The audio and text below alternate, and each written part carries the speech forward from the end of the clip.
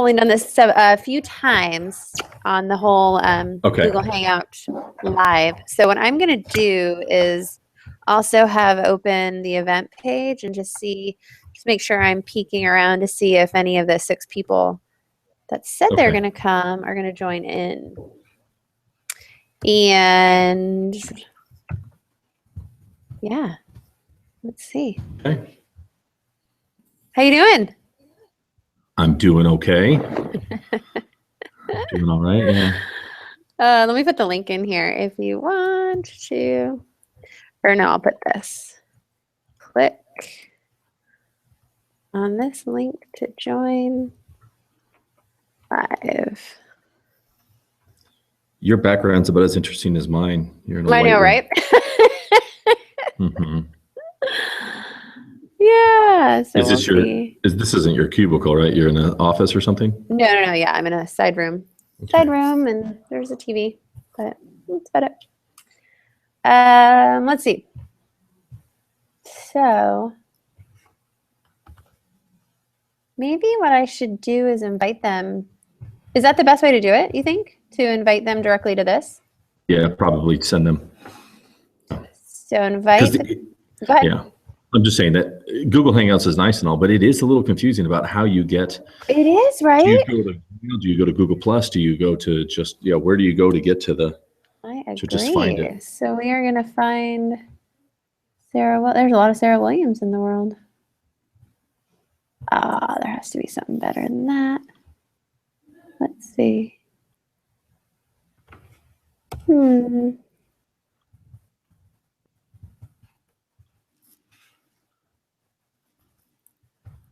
So it won't let me invite them directly. Let's see. Maybe what I should do.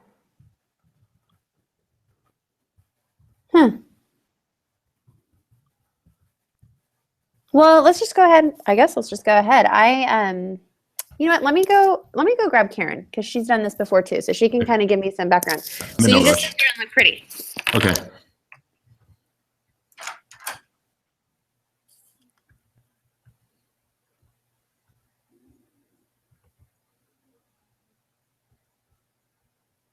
I posted the link, and I just don't know. Are they supposed to be watching me talk to Ryan, and that's it? Are they supposed to? You're not going to see them pop up on air. Okay, so I'm not going to see them. No, you're not going to see them. Okay. It's just going to be the 2 of you. It is just going to be the 2 of us. So, but you should get some indication that there are people watching. Okay. Yeah, we should have people. You should be able to see if there's people down there. Hold on, Ryan's talking. I'm not listening. What?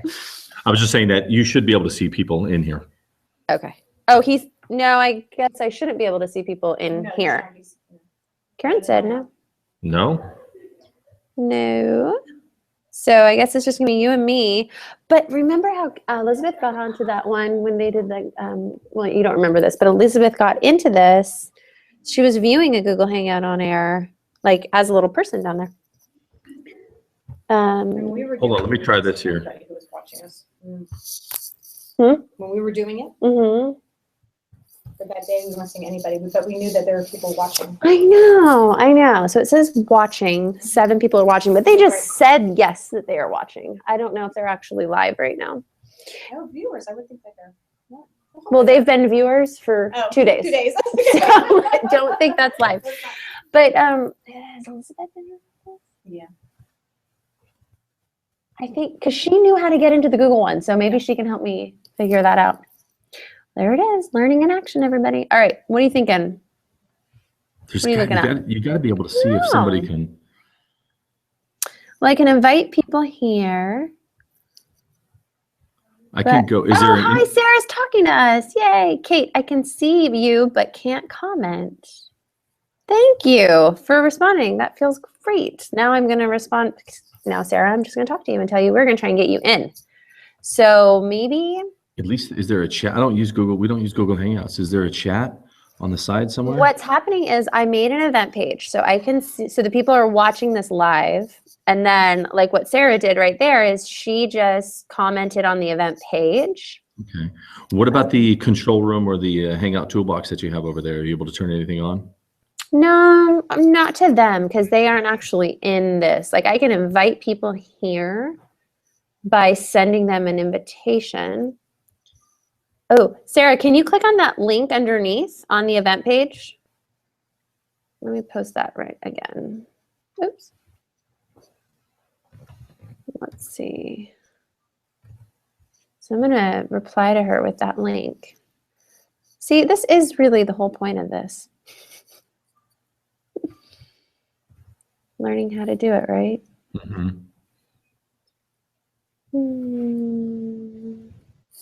Okay. Maybe Elizabeth can come in and help for a second. But Ryan, why don't you just start by talking about who you are? Who you are? Why are we talking to you? Okay. Yeah, besides the fact here. that There's somebody named Sarah here. Sarah's definitely here. Like Sarah's watching. Okay. Feels weird. It feels like I want to do a podcast. Okay, pretend it's a podcast. Hi, everybody. Welcome. I'm Ryan. Perfect. And you're Kate. I'm Kate. Hi. And so, yeah, everybody. Hey, for those of you listening, my name is Ryan O'Donnell. I'm a technology TOSA. I'm in Rocklin, California. And I've been in education for about 15 years now. I have been a... Hold on, time out. We have live guests. We have somebody live here. Kelly. See, I know you can have people. There's Kelly. I know, right? So there's Kelly Johns. And Katie. And Katie. Okay, good. That's huge. Elise, we're hanging out too. Can you see the questions we're posting in the margin? Okay, let me go in there. In the actual chat. Hey, you guys, wait.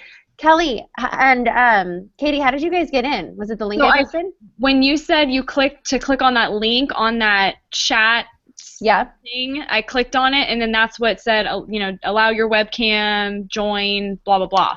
Perfect. So I'm going to put that again here, but this time I'm going to tag specific people. We figured it out. Okay. I think it's the link. So Well, so I think what you sent the link to the event. Yes. Versus sending it to the Hangout itself. Okay, so now I have the link to the Hangout here, but only Katie and Kelly were able to figure out that it's down here. But if you just take that link up there. Yeah. Oh, you think that'll do it? That link itself. Okay, but I'm pretty sure it's the same Either one. one. Yeah. Wait, no. Yeah, good chat. If you want to post it. Let's see. Okay. Let's see. Gretchen's in. Woohoo! Sorry, Okay, so hopefully now I I'm not have noisy. the link to the Hangout here, but only Katie and Kelly were able to figure out that it's down here. Okay, so we'll figure it out. That'll do it. I'll keep watching it. Welcome to Hangouts on Air. Go team! Yay, we got people. Okay. Hi, Gretchen. Hi. Gretchen's in. Gretchen's at home. Look at that. I know, we're all jealous. Sorry about the toy background noise. No problem. Katie and Kelly were able to figure out that it's down here. Oh, you know what? If somebody has, let's see, that's an echo. Welcome to Hangouts on Air. Go team! Yay, we got people. Do you guys hear that echo that's happening? Okay. Hi, Gretchen. Hi. Gretchen's in. Gretchen's at home. Look at that. I know, we're all jealous. That is a huge delay. It's a delay. Do you guys have headphones? Oh, you know what? If somebody has, let's see, that's an echo. Got you. Do you guys hear that echo that's happening? Yeah. We all need headphones.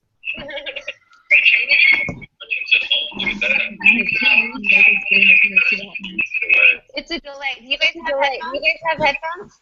But we don't, I don't have you have like the green ones? You can see Or you guys can mute your microphone. Would that help, Ryan? Let's hear. I'll hear quite a bit of. So what we can do, Kate, by the way, is Kate, we can mute these people. Oh, let's do it. Yeah, so you can just go through manually and mute them all. How do I do it? You click on their face and there should be an icon to mute. Or you guys can mute your microphone. Looks like they're all muted. Oh no. They're all muted. We can do Kate, by the way. So where's that huge echo coming from then? Must be Gretchen. Hold on. Yeah. That was it. It was Gretchen was the problem.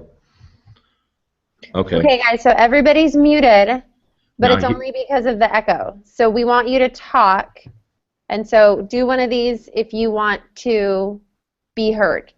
That's very high tech, super high tech. Okay. Gretchen's back. I think we're good.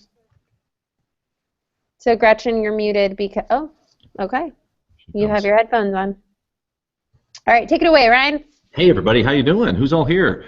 We have Gretchen, we have Kelly, and there was somebody with Kelly. Katie. Katie. Ramil, is that how you say your name? Sarah? Yep. And Kate. Hi there. So All Ramil right. has been unmuted. Perfect. Okay, so we're going to be able to try to bring people in and out. So thanks everybody for joining us. My name's Ryan, and I'm here. And so, hey, so Kate asked me to come in and talk a little bit about communication and collaboration. And I'll start off with just saying a little bit about who I am and what I do. I'm a technology TOSA, or a teacher on special assignment, and I'm over here in Rocklin, California, sort of outside Sacramento, right next to where Kate used to work in Loomis. And I've been teaching in education for about 15, 16 years now, and this is my first year kind of out of the classroom. I've been primarily a high school social studies teacher. But kind of a lover of all things kind of education, technology, and innovation. And so over those years, I've been kind of doing more and more working with teachers at my site, at different sites, in terms of trying to help bring, improve it in the classroom. That's kind of what evolved into this position that I'm in now, which is sort of I'm the first person in this position as a technology TOSA. Our district has 5 of these TOSAs. I'm the first one to be a tech TOSA, and so.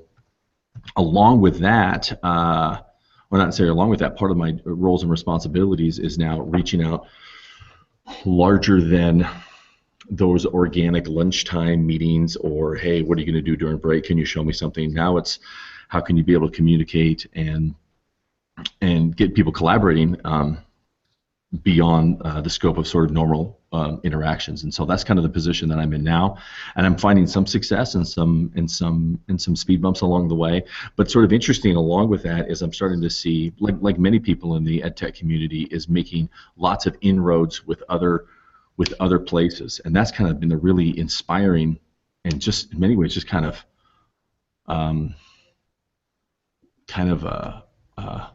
really eye-opening way to be able to see that that you can have connections with people from faraway places by simple things that you just send a tweet out, and next thing you know, you may not even realize it, but there's somebody in a different state, different country using ideas and resources, and you getting the same. And so I think that's kind of one of the things I'm going to push here in this conversation is about how to be able to, for you guys to start thinking, how can I put myself out there to either push things, ideas, resources, and also to be able to come out and find those things as well.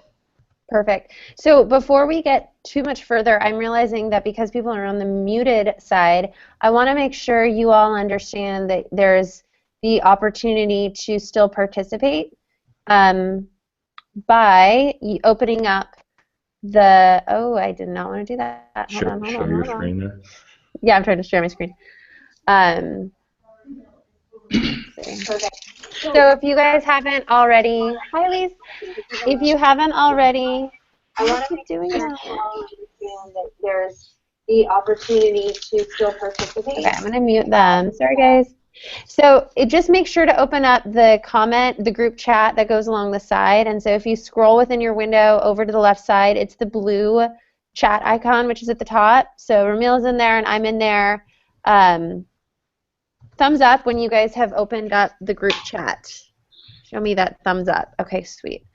Yes. A lot of us are in there. Can you guys hear me? Yeah. So if you unmute your mic, as long as you don't have the live stream that we had up earlier, then we should all be able to unmute. Perfect. So basically having that other window open is what's a little bit. Yeah, that was causing distortion. Yeah. Okay. So if that's totally fine, people can unmute as long as. Or you somebody has an echo right now. Okay. Yeah. So as much as we can in the time that we have here, I know, Kate and I are going to talk, but I'd love for this to be kind of a conversation, a back and forth. So things that you guys do or you're interested in, about how to be able to, what you're doing already and what you'd like to be able to do in terms of making connections. Your screen's black, Ryan. Is that just to me? Maybe my screen's frozen. I can see everybody. All right. Keep going. Okay. I do hear a bit of an echo.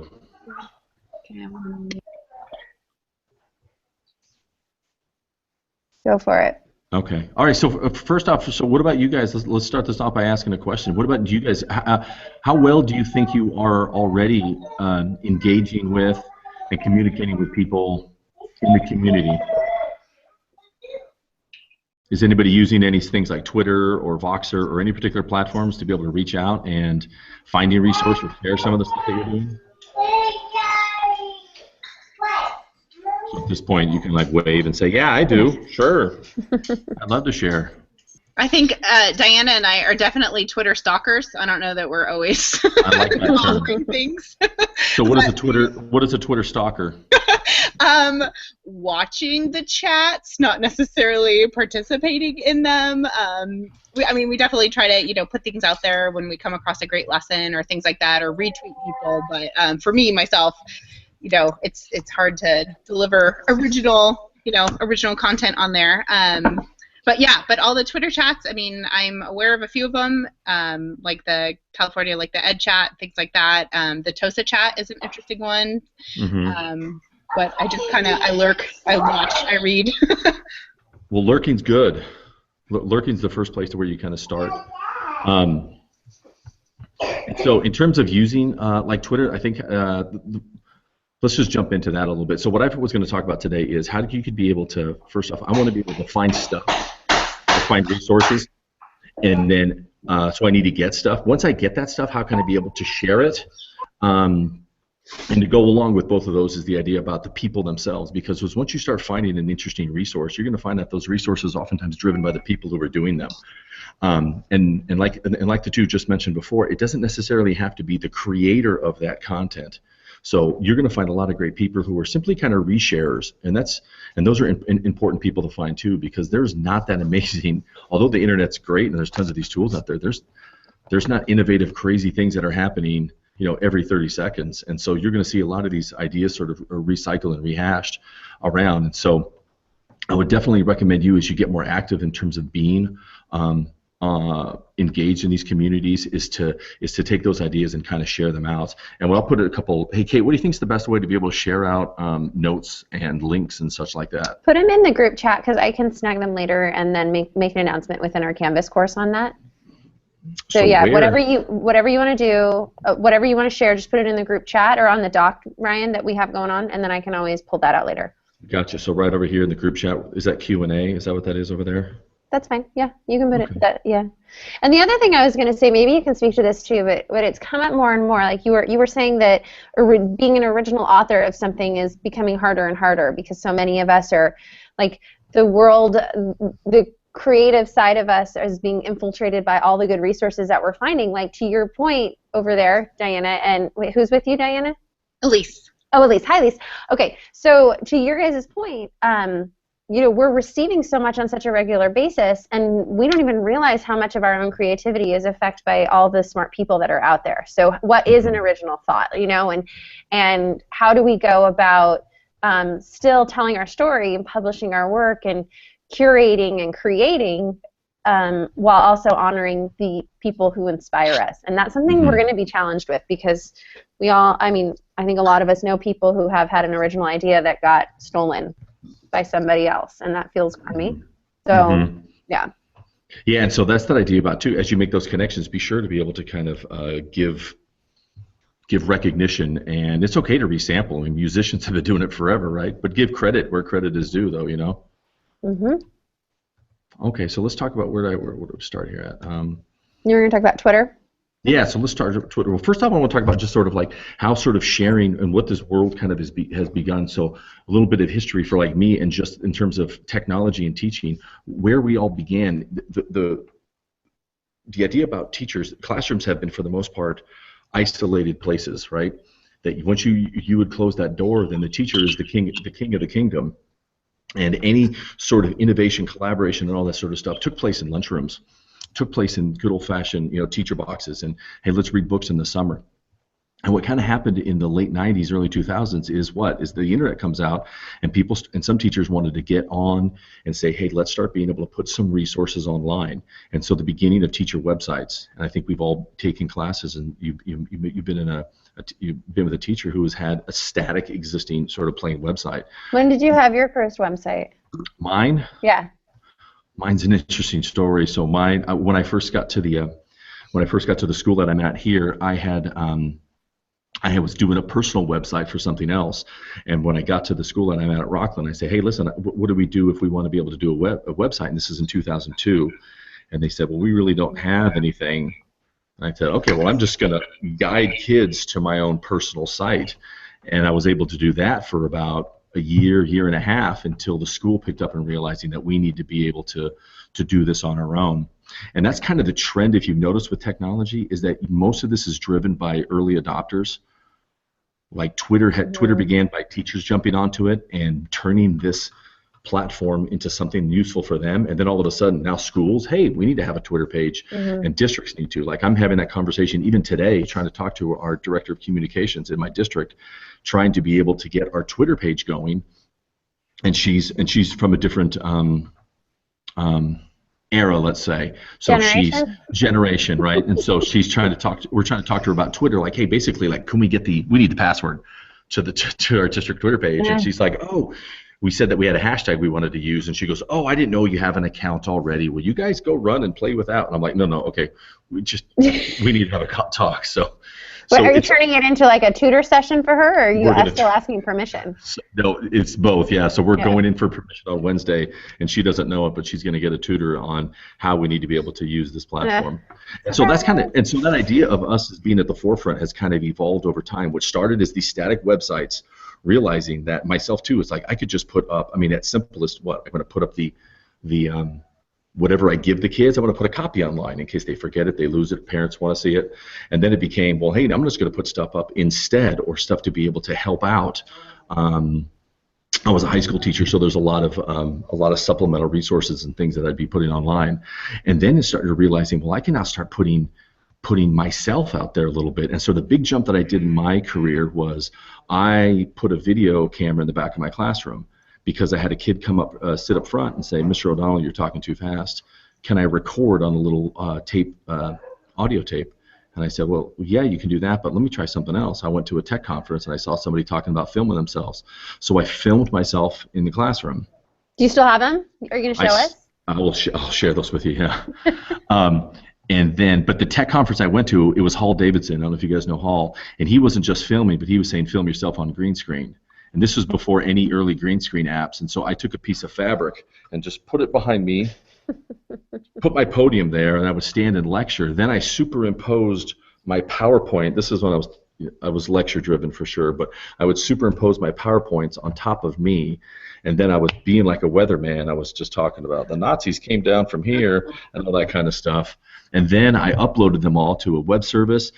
Went to iTunes, submitted it as a podcast, and then over the next 2 years, uploaded every of my lecture, World War II, Russian Revolution, all that kind of stuff. And then the kids would be able to have a copy of that, basically. Now, that wasn't flipping or anything like that, because it was the exact same experience, but it had some great benefits. So I'd often have a lot of kids leaving I was absent, I had to go to the track meet, I got 15 kids gone, and now here is that. And again, traditional lecture, so it was nothing really innovative that way, but that was really kind of the shift for me. And then what I started to notice more and more is I want to be able to get myself out of the forefront of the teaching, and I don't want to lecture as much, and that became my crutch. I would tell the kids, like, I'm not going to lecture. If you want it, by the way, go to iTunes, because they're all there. And so I said, let's put them more on it. And it took a while, but I had about 2 to 3 years of kids clamoring and wanting the old way. Because I would give them mini lectures, and they would say, hey, we liked having those things. We'd rather have you sit and talk. But I had made that sort of shift. And I know I'm getting off the rails here a little bit talking about my past. No, but that's fair. That might be a good point to stop and see where people are at with it. Like, is that an experience that you guys are having, or for the most part, culturally, is it expected from you guys at your sites to produce a lot of digital content on the websites? Like, what is that parent piece or that administrative piece as far as expectations for you to have the website and showcase your work? And I will totally unmute you if I muted you. Sorry. Who wants it? Who wants So can you guys hear me? Yeah, we can hear you. Okay. So at our site right now, we're all being told we need a website. I think primarily the teachers are using it for homework. Some are more extensive. Me being new to websites, I'm building mine and I'm trying to add as I go. The expectation is that you have it, but I don't know. The expectation isn't that it's dynamic. But I think that the shift is that they want it to go from just being where you put your homework to really where you create it as a tool for your kids and for your parents.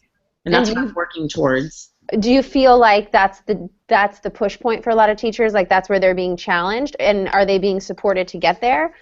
I just overheard a conversation today in the lunchroom about the different Weebly versus Google sites, and how one is a lot easier and one's too hard to figure out, and how they just stick with what they know, and that challenge is what's going to make it better. And so I don't think everybody is being supported or feel that they really want. They have so much going on that maybe that's not something that they are willing to put extra time into, but I think that it's valuable if we build on using those as resources. So I don't know that everyone feels supported, but I think it's a goal. Yeah. It's just not being fulfilled if they can't figure out how to make it work for them. Yeah.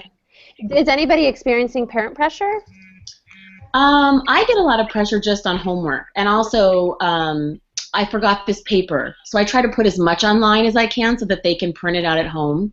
Not everything is, but I try to make sure most things are, and so parents now expect it. I'll get emails, where can I find ABC? And so I want to make sure that I have it there because now they're expecting it. The more I do, the more they expect. So it's kind of like, you know, you wanna do it for them because it benefits them, but it also makes it more pressure because now they want everything online. Yeah, there's the expectation that is everything is online, and also the communication is always there too. That I can reach out to my teachers in so many different ways. And they want immediate responses too. I feel like now too. They want to email you at 7 o'clock at night, and they want, you know, where's the homework, and they need it immediately. And so it's that balance between being there for them, but also having a life. Oh my gosh, yes. Yeah. Anyway, that's a little bit off topic, but anyway. Yeah, that's the next Google Hangout, right? So now it's interesting. There is different needs between, you know, like a K-6 and a 7-12 kind of community. And what are most of the people in here? I think K-6. Second grade, first grade, third grade. Numbers. Good. Okay. So very different. So what we're seeing in sort of those dynamic world of websites is, so how things have migrated is instead of going from static websites, nowadays I think each school and district needs a static website for their school, but also for the teacher. And that is the, hey, if I'm moving to the area, or I'm going to, hey, who are the fourth grade teachers for next year? I need to be able to go there and see the list of them and see a basic description of the class. But all the resources and stuff that happenings that going on should nowadays be behind kind of a wall. And you're starting to see more of these systems, and I mean websites or like learning management systems. And so they're what's that? Just a quick, just going to ask about that because some of I feel like, I mean, not that it was ever very extensive, but I feel like I had more pressure and had a need to put more on a website. But now, like we use Google Classroom, for example. So like when Sarah was just mentioning like having a need for homework or an assignment, it's like if a kid is absent, I just say go to Google Classroom. It's all there. So I think that's something that we have as a resource, and you know, obviously different degrees of using it and things like that. Because in our district we don't have you know, any other LMS aside from that. But it's just been, I've noticed there's definitely been a shift, whereas before it was like, oh, you need a website for all this. So, but now you don't. Yeah, in a perfect world, this is what I would love to see. We need to be able to have teacher websites be created and maintained by office staff and by district staff. It needs to just be a static page. You go there, and then all the stuff that the students or parents need are now going to be in one of those systems. And for those of you who are not familiar with one of the most simple and easiest of those systems is Google Classroom. And then you have lots of different other ones. You have Edmodo, you have Canvas, you have Schoology, and these other ones that are the conversation and the sharing happens there. Does anyone else use those? Or is it just a Google Classroom situation? Our fifth grade team uses Edmodo. Okay. But that's it. Okay. I have a Weebly. Weebly. Mm-hmm. Mm-hmm. Mm-hmm. We use Google Classroom. Okay. So And that's go ahead, Kate. I was just going to say it's not streamlined, and so those are different experiences for kids each year and for families each year.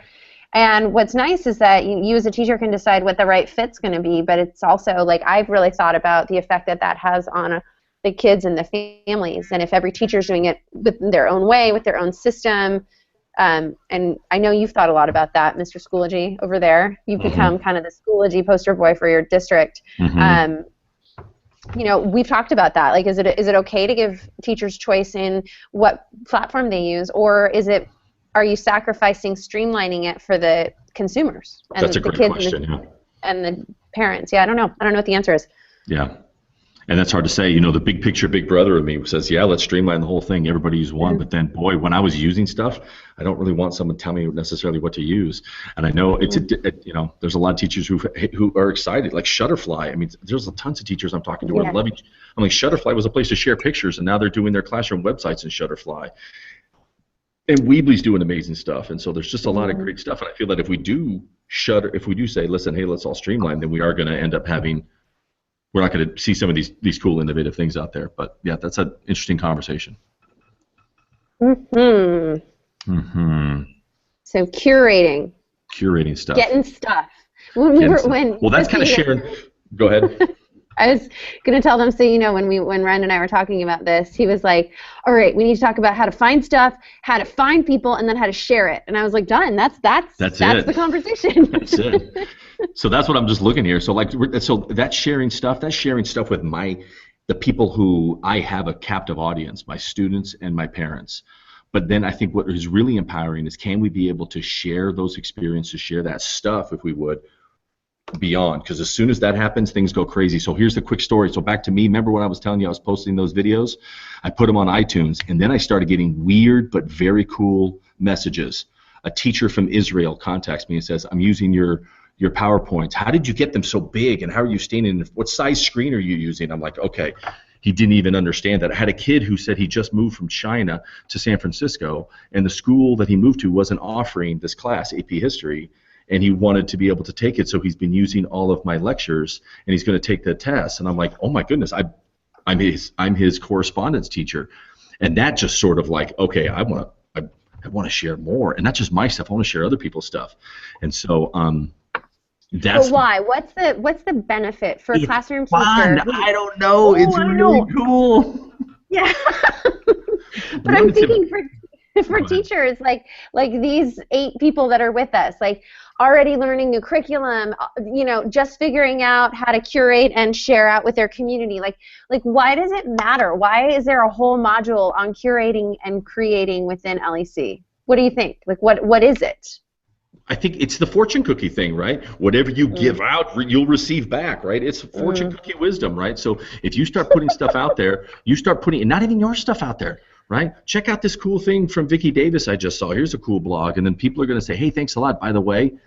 Because, by the way, those 3 letters, BTW, are my favorite. By the way, and something cool's coming. Something. By the way, did you see this? By the way, did you see that? Oh, my God, did you see what this kid did with cardboard and his thing? By the way, did you see this? By the way, by the way.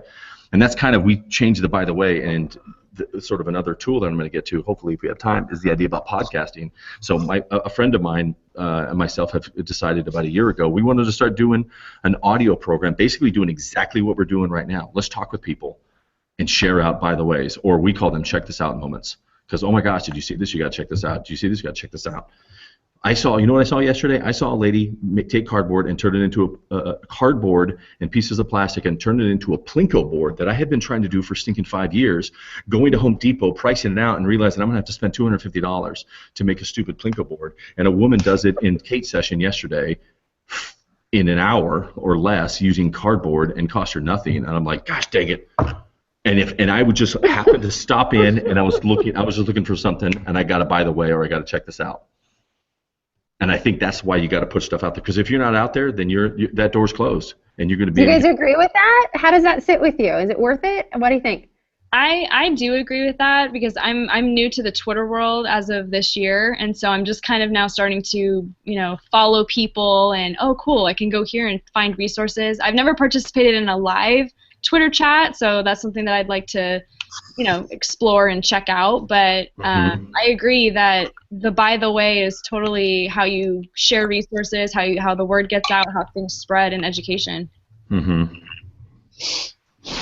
I think having those by the way moments with the kids is really powerful too. Like as a teacher, if I'm coming across these resources and I see how much it turns me on, like I like to do that for the kids. Like I like for them to be like, hey, Mrs. Tolnight, by the way, like did you see like this one kid who showed me how he was building websites 6 years ago, and I'm like, wow, that's really cool. What's HTML again? And like now I'm doing what I'm doing because Christo was curious and because he gave me a by the way, which is wild. So I don't know. Yeah. By the way, I think I'm going to copyright that. By the way. No, you should. I don't know the if I power can. of by the way. I just wrote it in our notes. I saw you put whatever that fortune cookie. What was your fortune cookie thing? That was awesome. Fortune cookie. Yeah, fortune cookie wisdom. By the way. Wisdom. That was it. That was so good. Yeah, fortune cookie wisdom. Yeah, whatever you put out comes back, right? Those are your next 2 books. In my next 2 books, if I could just get this one done, jeez. You could get one. So for those, Kate and I have been talking for a while, but I'm in the process of trying to coalesce these ideas of sharing into a book called Share, and so because I think there's so much power. It's just not giving people things, because whatever you give, you get stuff back. I think that's really the power of the internet, and that's why so much learning has gone on the internet, is because you can YouTube how to fix your car, specific model, and you have it. And I think if educators start doing the same thing, then we would have, I don't know, if we were troubleshooting a kid that didn't, or that was getting up out of his chair every 5 minutes, like I have in my class, then there would be a solution for that automatically. I think the hard part is finding a similar medium for all teachers to communicate on. So, for example, I pin a lot, and I don't. So I find it. I don't know which one to use, and then I use my network that I built while I went to college, which is really helpful because I also have personal connections, so I can have conversations with them where I share curriculum, but I'm also letting them know that I'm stressed out, and like those connections I can't build on Twitter or with someone that I'm sharing from across the globe. So I don't know how we create. Maybe there already is a sharing space. Maybe it is Twitter, where teachers are an open book, or maybe it's a new Seesaw page, and that lesson, instead of sharing it out with your grade level, like, hey, this went well, instead of doing that, you share it online real quick and everyone can see it. But I don't know that it's hard for me to accept it as it's my job to do it for everyone else. So like, we do a lot of stuff as teachers, right? And so a lot of teachers feel that it's another job or an added thing to do at the end of the day. And it's hard for people to see, your fortune cookie, right? I like it. I do it because, I feel so guilty for stealing so much stuff off of the internet that I feel the need to give back. But, there's a lot of people that I don't blame them, because at times, they just don't have the time, or they don't see value yet, right? Yeah. So everyone that does share online or that does pin their ideas, I feel like they're really going above and beyond what they need to do as teachers. So Lisa Heidfeld has, you can find her on Twitter, and we just had a session, some of us, with her the other day, and she's actually making a website, so the Teachers Give Teachers. Also follow it on Twitter. But she's turning it into a website where that's exactly what you would do. You would email her and say, here you go, and then it gets posted and it can be reused. So probably, talking about format, you'd need some kind of Google. So there'd be, your docs and your slides and all your great templates that we're making, because I find that too, I'm spending all the time. Ramil and I both teach 3rd grade, and it's like, look, I made this, here you go. But it should be bigger than just Ramil and I saying, here you go. And we're not at the same site, so we're friendly, thank goodness, because he makes cool stuff, and we share back and forth. But I've stolen more from Elise. What's that? I said I've stolen more from Elise than I've given, but that's okay. So, but then it makes it better, and then I'm like, well, I want to steal it back. So. Can I add something? So yeah, go ahead, I keep hearing steal, and I think that's kind of like the old way. I remember when I first started teaching, it was like, this is my stuff, and don't touch my stuff, and it's in my room, and it's my books, and it was really about me. It's my area. But I feel like there's been a shift where now it's us. Like, I want the support. I want to give. If I did something great, I want you to have it too. And I want to be around other teachers that feel the same. Like, we're sharing because we want to do better. And it's exciting. Look I did this great slide and to teach whatever it is, and I want you to see it. So that reciprocation of giving and getting, I think that shift, if you get in with a group of teachers, and whether it be via Twitter or wherever you find it, that connection is what makes teaching, it like reminds you of why you love your job, because that connection with teachers and the ideas, and yes, this is what we're doing. And so I think it's amazing, and I think that's why sharing and the connection of teachers is what makes it exciting, to remember how fun it is to be a teacher, and how if we support each other, we can make all of our, hopefully a little bit easier, our jobs that we have. So yeah, I love you guys are all mentioning the idea about sharing and stealing. We use that. Teachers love, everywhere you go, you talk to them and they go, oh yeah, I'm not ashamed to steal. I'm not ashamed to steal. I kind of would love to see that word steal changed a little bit, because teachers pay teachers, teachers give teachers, Twitter, Voxer, whatever the different things out there. There's tons of platforms, but can we get those ideas and remix them? Because in no way can I be able to just take, or I'm saying you can, but it's not a good thing. Can I take this particular lesson? Great, I'm going to use it. Like, no. Right? I think the best things happen when I take this and go, you know what? I could do that, and then A, B, and C, change it and be, oh, that'll totally fit in my particular thing. And so that's the idea of this. But now you're talking about innovation, and I don't know if everybody's there. I mean, I think that's the thing. Like, look at us. Like, this is a cohort of people who are dedicating their personal time to get a leading edge certification in digital education. Like, this is not, woohoo! But this is not. I understand. It's essential, though. It is absolutely essential. I can't. And model it. We have to model it. We have to. And on the side, hey, I do some side work for a publishing company, teacher created materials, and I do work where I go out and people buy a book or a kit or a box, and I show up and I show them the book or the kit or the box. And guess what? The most success I have is when I give them the book or the kit or the box, and I say, open it up. Now, look at that lesson. Spend 10 minutes, and how are you going to tweak, modify? How's it going to be able to fit for you? Because it's not good teaching. I mean, straight up, not good teaching to take somebody else's idea, pick it up, and drop it in wherever I'm at. LA Unified, Chicago, Loomis, Santa Clara. It doesn't matter. It doesn't work. It doesn't work. And so that's why the traditional publishing is it needs a shot of innovation, I guess, and it's not just them, it's us. It's us as teachers need to be able to realize that we have to be able to look at things differently, and that's where sharing begins, I guess. And curating, and then getting our kids to curate, and understanding that because information is changing all the time online, like, that's going to be the best place to go get information, as opposed to printed material, because that is stagnant the second it goes into publication, right? I mean, for somebody who works for a publishing company. Yeah. And I'm trying to write a book. How's that going to go as soon as that's printed? Dead. But anyway. So, okay, so who was it? Ramil had, I think, the best point, that no matter what it is, everyone's having that major issue of time. Yeah. It's time. Because you don't know, because one, I could look at it, but also, if I can isolate, give me 45 minutes in the night, I got an hour and a half here, but okay, that time is, first off, it's never enough, but then secondly, where do you go? Because it's ever shifting and changing in my life. So what I wanted to share with you guys, and I know we're running out of time, but I wanted to be able to say, listen, I need to listen to podcasts. I need to listen to my Voxer group. I need to check my Twitter. I also need to go to my blogs. If I can, get onto my phone, check on my blog list that I'm reading. Like, well, that's just 4 places to go to find separate things. And if I have an hour and a half at night, I'm not going all 4 of those. I rotate. Right? If I'm in the car, I'm going to listen to podcasts. If I got a longer time, I'm going to sit down and do some blogging. And so I think that I have, much like a lot of you, I've bitten off more than I can chew. And so if you can learn from somebody who says don't do it, is try to limit the things in which that you're going to kind of jump into. Or choose one and go deep. Choose one and go deep. And sorry, someone else is going to talk. Yeah.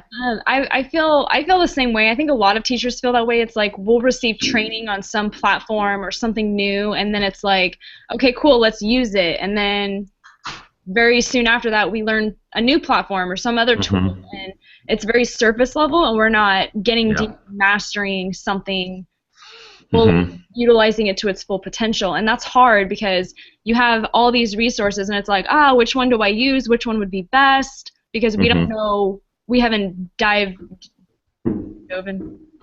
deep to it. Yeah. But Kelly, that's never going to change, unfortunately. The world that we live in, as we want to innovate, guess what? Software developers and people are innovating, and teachers are trying to let's come up with new. That is never going to change, unfortunately. And I think we all know the reality of education in our society, that we are not going to be devoting tons of time. So we're not going to be giving PD like crazy to be able to do that. So unfortunately, it's put on the individual to be able to say, hey, listen, you have to have that growth mindset and be able to be flexible, right? Yeah. Mm-hmm. Okay, so I agree with what you're saying, and I think that we should dive deeper into a specific tool. But what's hard is when let's just say you're on, I don't know, your Edmodo site, and then all of a sudden somebody pulls out a Weebly who maybe it looks more seamless, and they made it into a way where kids can access it, and they get feedback or things are being graded on Weebly now. Then you feel like, oh, you know what? I've been using Edmodo when I should have been using Weebly, and how long have I lost in my dedication to Edmodo? Should I switch over? Like you feel like you miss things, or if you're following on Pinterest, but then you didn't follow on Twitter, and somebody blasted something that was awesome, then you miss out on the Twitter feed. So that's like one thing that I feel like I've lost out on if I'm dedicating myself to one site. To one. Yeah. But then, like you said, if I try to follow them all, I'm just lost. And, I'm at the end of the stream, or I miss out on everything. And then, so let's just say you dedicate an hour and a half. Not that we didn't do that in the past as educators, to grade papers or to find other things online or read other books. But at what point does being compensated, I'm just going to say it out loud, as a teacher, change if we're doing this much extra work outside of our normal hours? Or it's the answer. The answer is you're not. but the answer is, and I have the same conversation with my wife all the time when she says, "Why are you doing that thing? I'm gone this whole weekend." I told my wife this weekend I'm gone for Q Rockstar, and by the way, I'm not getting paid for this, so I'm going to be gone the entire weekend. Well, is there that doesn't seem like a great thing, and I'm trying to be able to reemphasize the fact that it's the long game. You're not in this. I'm not going to do this thing so I can get $25. I'm in this so that I can be able to work towards something else. And who knows what those opportunities are going to be in the future. And some of us just have the ideas that maybe I just want to be able to stay that classroom teacher. I think that those of you who are on the forefront of innovation are looking to be able to maybe not necessarily get out of the classroom, but to be able to have an impact outside. So yeah, there's no direct compensation, but it's another fortune cookie moment. Something's going to pay off in the future. Yeah. All right. It's something that goes through my head. One is, what am I missing out on if I'm dedicating my time to a specific tool? And then the other is, because I'm up late exploring or working on something, and like my wife's looking at me like, what are you doing online? Or, and I look at her like, I'm not sure. I'm working. What are you working on? And then I start thinking about, okay, I guess it's like personal time. I'm trying to keep up with all of the tools, and with everything that I'm having a hard time cutting. Yeah. Yeah, and it's like, what do you cut? Because it's also important. It's like, what can we cut? Because we need it all. And that's where I think we can do a good job of, you guys were all talking about, like, there's so many different platforms. How do you choose, how do you keep up with all of it? And I think we can accept that you don't. And so then it just becomes being a little bit more comfortable finding your right fit and being okay with that. Like, Ryan went kicking and screaming to Twitter because he realized that what was fitting him wasn't fulfilling him in the right way. Sorry if I'm telling your story for you, but no, it's great. Right, yep. And I went kicking and screaming to Voxer because I realized that was a new place where I could get a little bit more bang for my buck right now. And the thing that we can remember is that we are going to miss out on stuff, but what we are present for, be present for that, because there's good moments. And if we're trying to figure out what we're missing, then we're not even appreciating what we're getting.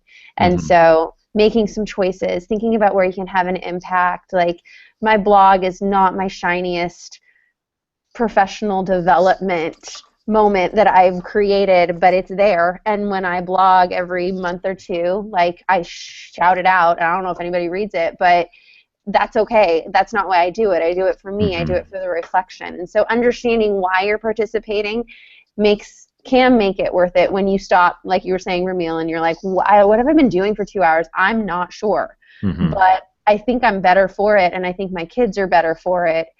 And even though I can't define that, that doesn't mean it's not happening. So. Yeah, and all of those things, go into each of whatever platform that you're going to try and play to be able to learn about getting stuff. They all serve different purposes. So like blogging is a great thing, but like Kate just mentioned, there's only one reason you should be blogging, I think, and that she said it's reflection. You're not trying to be able to share the next great crazy idea. It's for you to be able to write. And you get so much power in writing. For the idea about Twitter is a great place to be able to find people and find those connections and resources. Podcasting for me is a way for me to be able to find inspiration. I feel that I can't get hugely inspired in 140 characters on a tweet, but I can listen to somebody and say, oh yes, that's it. And then even audiobooks too. I love listening to an audiobook, be driving and get those inspired moments. And so there's different tools for different. You get different things back from the different tools that are out there. Well, and I think just like you said with audiobooks, I mean, it's a way you have to repurpose your time, basically. So like driving time, that was once dead time, think time. Now it's learning time. And, so, yeah, you do give things up, but then it's like, oh, I had a 10-minute period here, and that's, I don't know. I mean, it's just, but it's, yeah, it can get addictive. So it's a tricky road to go down, because then you're like, well, what about this or this? Yeah. I am aware of time. It's 4:23, and I'm seeing babies and pictures and things like that. So it feels like we just started a cool conversation, though. A conversation I want to keep going. But just please, if anybody, I think let's give it another 5 minutes to just allow you to kind of wrap up. If anybody needs to bounce out now or at any point in the next 5 minutes, go for it. I'm going to stay on. So Ryan, even if it's just you and me, buddy, we're good. And if anybody else wants to stay, you're good. But please, if you need to go, do your thing. So what fortune cookies do you have for us, Ryan? 5 minutes, go. Fortune cookies is how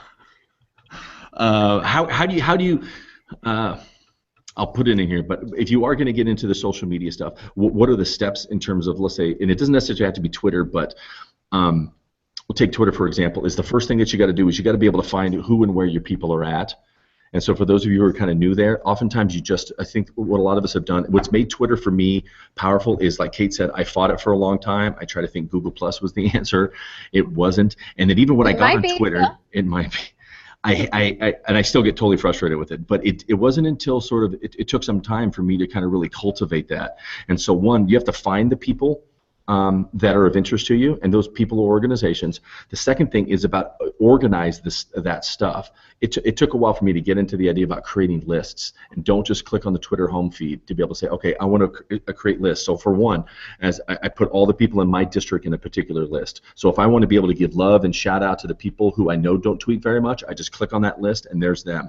If I wanted to be able to see about innovation that's happening in the world of all the educational organizations, I made an organizations list. So I got EdSurge and Education Week magazine and all those other ones that are on there, Edutopia. So if I just want to be able to sit and read vetted resources by real kind of education journalists, that's where I go. If I want to see the movers and shakers, like I have Kate in a list. I put Kate in a list of basically my favorite ed tech people that are out there that I think are sharing great things, and I give that a name. That one was called the FBI Most Wanted list, because I think that's a fun gag to play on people. Put them in list, but you create the names, and the funny part is they'll get a notification. So it'll show up that says Ramil has been added to the NSA no-fly list, and like, what the heck?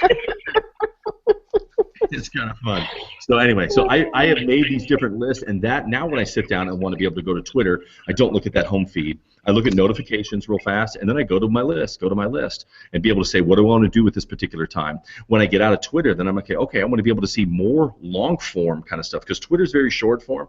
If I want to have more long form, I need to be able to look at the curated list of blogs that I follow. And so same thing too is I want to take a look and follow particular blogs, and then have something besides just have a cool blog and bookmark it. I need something to be able to look at it, and so I use Feedly. Does anybody use Feedly at all? Feedly is an app for your is an app on all your devices. Flipboard is one, but it kind of is a little, wasn't a super fan of Flipboard. And basically, let's say you got 5 or 6 different bloggers that you like. You add those blogs into Feedly, and then when you open up that app, it much like a Twitter stream, just brings up the most recent blogs, and you can kind of read those one at a time. So that's kind of like a blog aggregator. Oh, did you talk about TweetDeck? Are you going to? No. Why don't you talk about TweetDeck? Because TweetDeck's stinking awesome. Yeah, so TweetDeck is just a website, and you just sign into it with your Twitter account, and then it allows you to show people, or it allows you to just filter your feeds. So I'm going to go ahead. I can do a quick screen share there, yeah. The only Twitter. What'd you say? It's the only way to Twitter. It's the only way to tweet. It is. Can you guys see my TweetDeck? For me. Yeah. So you can see that I am organizing by hashtags mostly, and you can organize it down here as well. But here's one of my lists, my daily inspiration. And so this is a list that I created on Twitter, and you can see these are all the people that make up my list down there. So you can search by specific people, by specific lists, and like this is how I do Twitter chats too. So on Tuesday nights we run, Ryan and I and a couple other people run the Connected TL Twitter chat, and so this is the stream that I create, so I don't have to go through all of Twitter. I can just view it in one hot spot, and it works for in and outside of Twitter chats. Yeah. No matter who you are, we all wear different hats. Hey, you could be a 4th grade teacher, but I could also be really interested in VAPA, or I could be, you know, I have a love for learning. I want to get better in terms of teaching math. So then I want to be able to curate and create those different lists. I'll go to hashtag math chat. I think it's VAPA chat is the other one, and have those different sort of things. So now, like we say in all these ideas, designate that certain period of time to one thing, because if not, then Twitter is going to be like archaeology for you. And archaeology, you got to dig through a lot of dirt to find a nugget, and you're going to spend most of your time digging through garbage. So why not be able to just say, hey, I'm only going to search through this particular piece. Let me just do the math stuff or so forth. Can I ask a question? Sure. Since I'm new to Twitter, is there a way maybe you or Kate or both of you make a list for us of like suggested people to follow, or you know, things like that, or you know, just to kind of get us like jump started? Okay. And hashtags to follow. Yeah, that's huge, because it's overwhelming. You're right. Like you can find different hashtags for your grade levels, but to actually like be able to jump into a conversation and feel safe doing so. Yeah, I get it. Okay. And if you are like, seriously, we need to be able to do this. And spreadsheets are ugly, but I think they're one of the best ways to organize information. If you could create a spreadsheet that said, hey, these are if I'm an elementary school teacher, here's a spreadsheet of all the Twitter things I may want to follow. These are general elementary stuff. Here's resources for math and such. So that's something I'm thinking about doing. I'm going to put over here, and if you guys take a look at the link I just shared out, this is something that I just kind of started. Crowdsource the idea about blogging. This isn't the Twitter stuff, which I'd like to do, but if you guys take a look at that spreadsheet, is open to the public. Anybody can add to it. Is there a blog that you like, that you follow, that you want to be able to check out, or even better yet, add to it? So if you can see the first one that's up there, there's like Principal Days, and so you put the name of the blog. This one's for principals. There's the address. What's the subject? What's it like to be an administrator? There's the person who does it. There's his Twitter handle. And then the person who added it, maybe say something about it. And so I have some people that I know. There's people who, most of them I don't know. I don't follow all of these because this has been crowdsourced. But I'd love for there to be kind of ways for us to be able to kind of vet out those different people to follow, blogs to follow. I have another one here too that if you're interested in podcasting, I'll share that as well too. I have a podcast directory where you can do the same. Just find what are some interesting podcasts I may want to listen to, and if I find other ones I'd like to add. Yeah, and so I'll put that spreadsheet. It'll be a spreadsheet that you guys can check out for people and hashtags on Twitter, and if they we'll crowdsource it so that you'll be able to edit, and if you find stuff that you want to share out or stuff that we missed, you can put that stuff on there. Yeah. All right. Any last questions? Real fast, I saw one of the great guys on for a long time. I watched. His name was David Warlick, and he wrote a great book. It was a while ago, but he talked about no matter what you do, if it's Twitter or whatever, he said think about it like your garden. You got to cultivate it. You need to be able to add the things that you want, and you need to get rid of the things that you don't. And so, if you add Ryan O'Donnell to your Twitter feed, that's great. But as soon as I start putting stuff that maybe not be interesting to you, or maybe you'll see a lot of this. Maybe I just post too much, and it's often too much good stuff.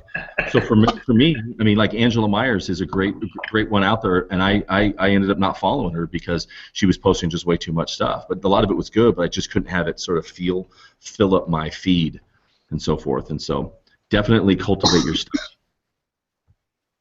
Okay. Oh, there. I think you're okay now, Kelly. Are you good? Oh my God. Thank you. Okay, good. I was like, I'm stuck. Okay, I think I want to. Well, I don't think I want to thank you. I do want to thank you. You're actually going to thank me? It's happening. Thank you. Thank you. Yeah, Hey, for thanks, sure. guys. That was a fun conversation, and we can continue that conversation On Twitter. on or whatever. Once we get on it the right way. MySpace, whatever. Something's going to happen. Friendster. That's a great one. Who had Friendster? That was a nice pull right there. It's good to change people. Well, awesome. Okay, hey, Kate, thanks for having me. That was a fun conversation. Awesome. Yeah, we'll talk to you sweet. So I have lots of good follow-ups for you guys. I'll put it in an announcement to the whole class, and then just feel free to reply if there's stuff on there that you want to see still, or if you have more questions. But I think that's a wrap. Thank you. Thanks, everybody. All right, see you. All right, guys, Bye. have I'll a talk to great you later, Kate. Bye, Ryan.